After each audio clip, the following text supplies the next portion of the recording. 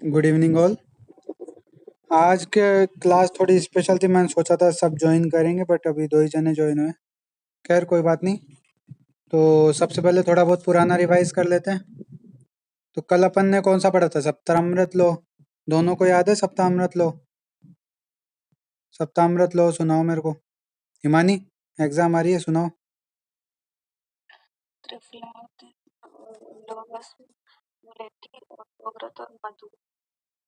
हम्म। ठीक है। और इसका मेनली प्रयोग किस में करते हैं? रोगाधिकार। नेत्र रोगों में। ठीक है, चलो अच्छी बात है।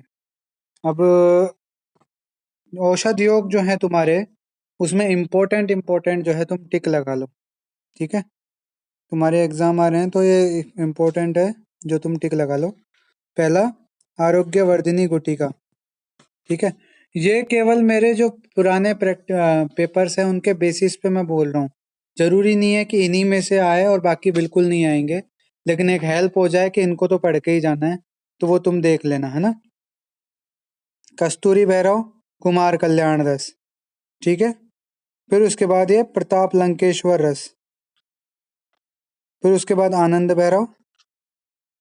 ठीक है, इसके अलावा हिंगुलेश्वर रस,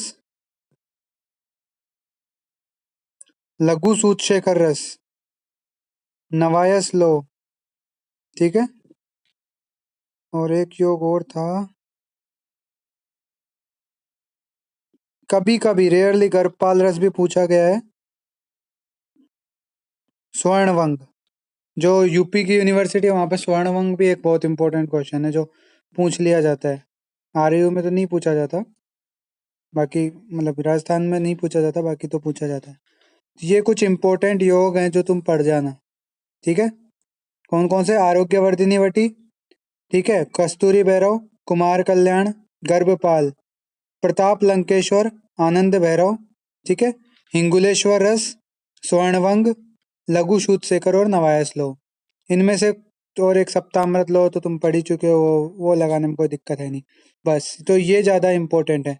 श्वेत परपटी, ताम्र परपटी, पंचामृत परपटी, ये पारद वाला जो परपटी कल्पना है उसमें भी अपन पढ़ चुके हैं, और इसमें भी। तो ये दोनों तरह से आ सकता है, योग के रूप में भी आ सकता है और जो है पारद के एक पार्ट के रूप में भी आ सकता है। तो इसलिए ये तुम्हें पढ़ना ही है।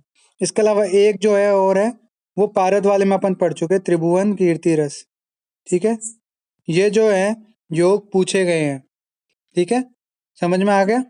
आरोग्यवर्धिनी वटी, कस्तूरी भैरवस, कुमार कल्याण, गर्भपाल, प्रताप रंकेश्वर, आनंद भैरव, फिर उसके बाद हिंगुलेश्वर, स्वर्णवंग, लघु शेखर, नवायस लो, सप्तामृत लो, और ये सारी परपटियां और त्रिभुवन कीर्ति रस। तो इन सबको जो है तुम्हें अच्छे से लर्न करना है। ठीक है, बाकी तुम कंटेंट मैंने तुम्हें तरीका बता ही दिया कि जो मिश्रक गण है पहले उनको याद कर लो, फिर उसके बाद जो बचे कुछ द्रव्य हैं उनमें जो है जिसके नाम से योग हो, या तो जैसे कि किसी में आ गया नवायस लो और तुम्हें बस वो मिश्रक गण ही याद किया तुमने और लोहे को भूल गए, तो वो गलत होगा। तो इसलिए याद करने का तरीका ये, मिश्रक गण याद करो और जो मेन कंटेंट है जिसके नाम पे योग का नाम है, ठीक है, तो उसको और याद कर लो। इससे तुम्हारी क्या है कि नंबर उतने ही आएंगे, कम नहीं होंगे नंबर। तो ये हो गया अपने प्रमुख योग। क्या है कि कुछ बच्चों ने पूछे थे, उनके एग्जाम आने वाले थे कि भाई बॉस कौन कौन से योग जो है याद करने हैं, तो इसलिए मैंने वो योग पहले ही बता दिए। अच्छा, एक त्रिभुवन कीर्ति रस है, वो अपन पारद कल्पना में अपन पढ़ चुके हैं। तो त्रिभुवन कीर्ति रस किसी को याद हो तो बताना चाहेगा मेरे को? एनीवन? हाँ बोलो। हम्म। हम्म।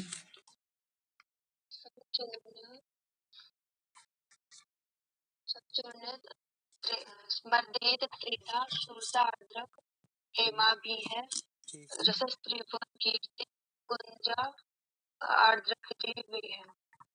रसेन भाई, जा अर्धक रसेन भाई। ठीक है, और इसका जो है रोगाधिकार क्या है? ज्वर। ठीक है, सर्व ज्वर में काम आने वाला और तेरह सन्निपातक ज्वर को दूर करने वाला। ठीक है, तो एक तो ये हो गया, और आज के डेट में आज अपन पढ़ेंगे इन योगों में से हिंगुलेश्वर रस। ठीक है, तो हिंगुलेश्वर रस निकाल देता हूँ मैं एक बार। संकवटी, एक सेकंड, श्वास कुठार किसके बाद था? श्वास कुठार के बाद ही था क्या?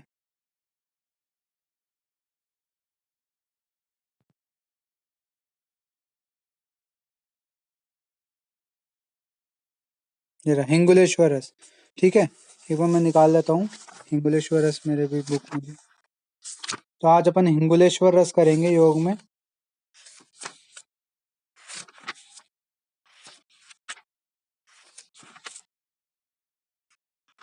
बाकी जो मैंने अब तक कराए हैं वो तो याद है ना आप लोगों को? कुमार कल्याण दास, कस्तूरी भैरव वगैरह। किसी को कोई याद नहीं हो तो बता दो पहले ही। तो हिंगुलेश्वर रस। अब इसमें क्या है, दो तरह के श्लोक है। एक जो है ना मैंने यहाँ पे नोट्स में मेंशन किया है, और एक है ना अपने जो है बुक में है। दोनों 2 लाइन के श्लोक है।